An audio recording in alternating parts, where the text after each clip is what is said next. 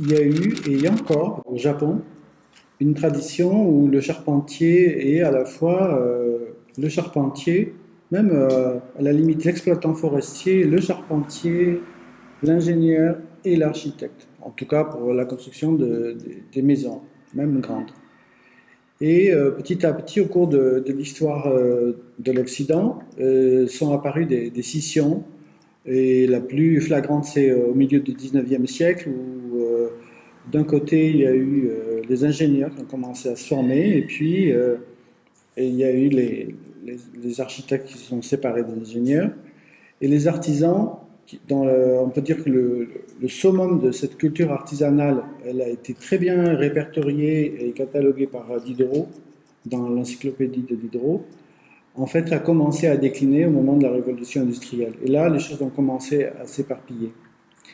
Et notre objectif, à nous, c'est d'essayer de travailler ensemble pour essayer de réunir, commencer à réunir. On n'est pas le seul à le faire, on n'est pas unique au monde, mais on veut contribuer à ça, essayer de refaire une synthèse, parce qu'on pense que c'est très dommageable d'avoir des cultures aussi diverses, aussi différentes, qui sont telles que quand on construit, le maître d'ouvrage, il pense à un ouvrage, le maître d'œuvre, l'architecte pense à un ouvrage, l'ingénieur, pour lui, c'est encore un autre, et le charpentier, et en fait, au lieu d'avoir, comme on peut l'imaginer ou le rêver, au moment où on faisait par exemple les chapelles romanes, l'effort cohérent de toute une société qui réunit ensemble fait un objet, on a une parcellisation de partenaires ou d'adversaires, même hélas, qui, croyant contribuer au même objet, en fait, chacun travaille sur un objet différent. Et l'objet perd en puissance, en cohérence et en puissance d'expression, puisque c'est quand même ce qui nous intéresse in fine.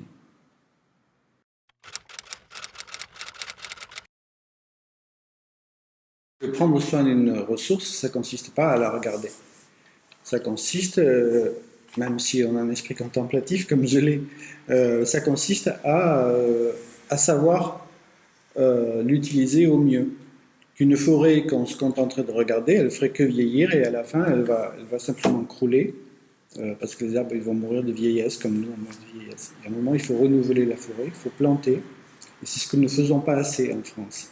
Et comment, il vient de sortir un article dans le monde diplomatique, je ne peux pas ne pas le citer parce qu'il est très intéressant, qui explique qu'il y a une diversité, même au niveau de l'Europe, qu'en Pologne, par exemple, les gens, ils plantent 10 arbres par personne et par jour. En moyenne, nous, on en est à un. Et que pour pouvoir planter, il faut payer ça. Pour payer ça, il faut que le bois ait une valeur. Pour que le bois ait une valeur, il faut qu'on le consomme, qu'on en fasse quelque chose. Et ça concerne pas seulement les espèces résineuses, mais aussi les espèces feuillues, les essences feuillues.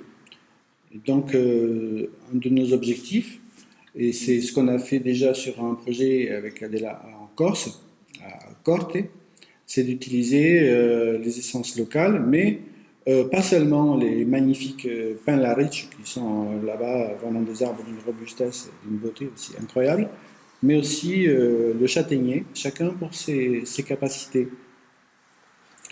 Là, c'est toute une éducation. Dans l'article, il se termine un petit peu comme ça, c'est une phrase que je trouve très jolie, c'est que si tu demandes à un gamin aujourd'hui de citer 15 marques de voitures, et il connaît les 15 marques de voitures, si tu demandes 15 essences d'arbres, c'est plus difficile. Donc il y a toute une éducation à faire dès l'enfance. Et ça, je pense que j'ai eu la chance de me promener dans les forêts avec ma maman qui était ingénieure des eaux et forêts, technicienne des eaux et forêts. Et voilà, donc petit à petit, je pense que cette éducation-là, à un moment, elle revient. Voilà. Et donc, nous, on a comme programme de travail de faire une journée euh, par mois en forêt.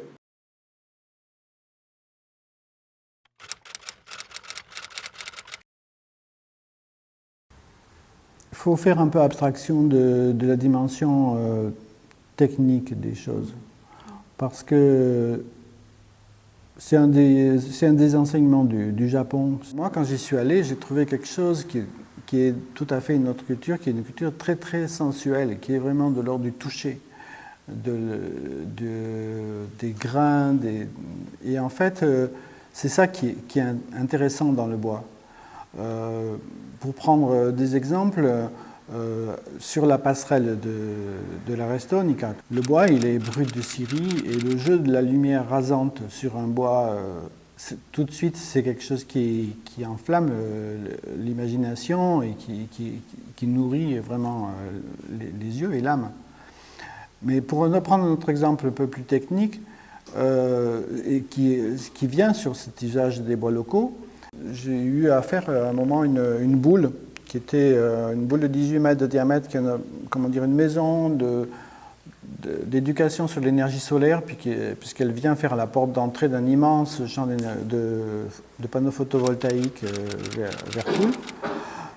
J'ai pensé faire ça un petit peu avec des techniques de panneaux qui formaient des caissons qu'on venait empiler, un petit peu comme les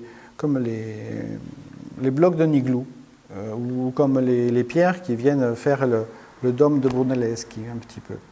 Et ces caissons, je les ai pensés dans une essence, puisqu'on n'était pas loin des Vosges, qui était du résineux. L'entreprise qui a répondu et qui a eu le marché est installée dans la Sarthe et m'a proposé de faire ça avec du peuplier, des contreplaqués de peuplier.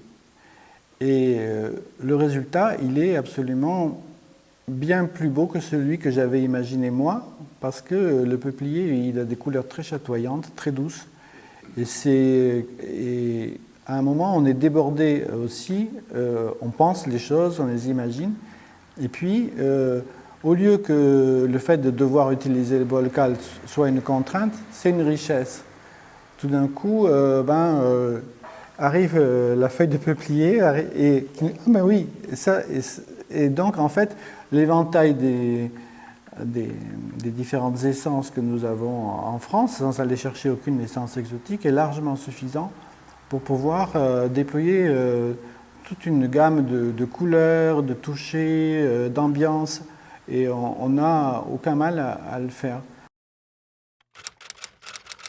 On est aussi passionné par la pierre, donc on travaille sur un marché couvert où on a des gros piliers en pierre, qui sont des pierres aussi locales.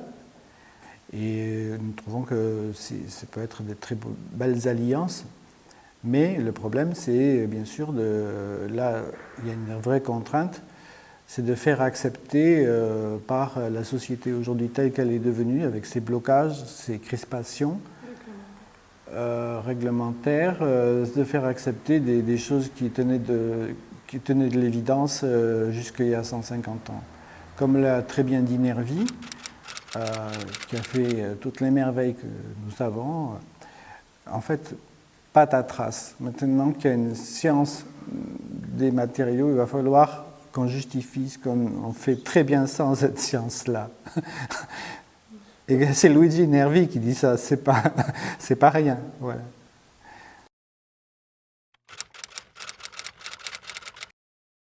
Oui, quand nous parlons circuit court, il ne s'agit pas de dire qu'on va faire une muraille de Chine pour empêcher les Chinois de venir, ou qu'on va blinder l'Europe, le pays ou la commune, parce que c'est hélas trop souvent vers quoi on se dirige.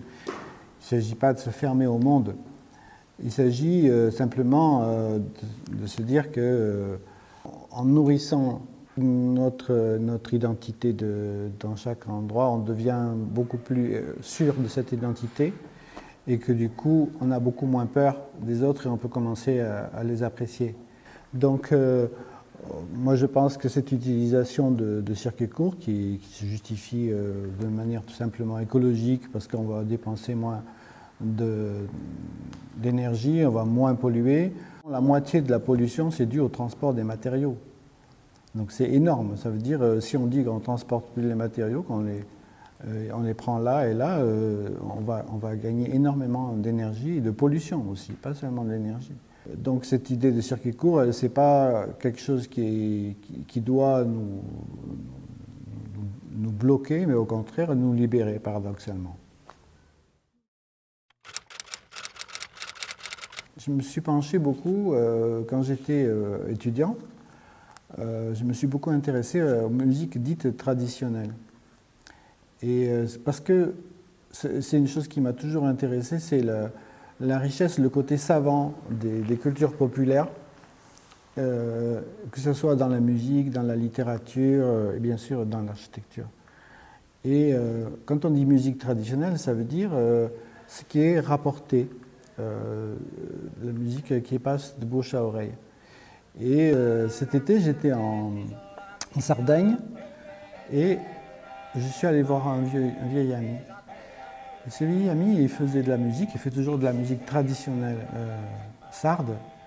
Et je l'ai trouvé emprisonné dans cette tradition-là.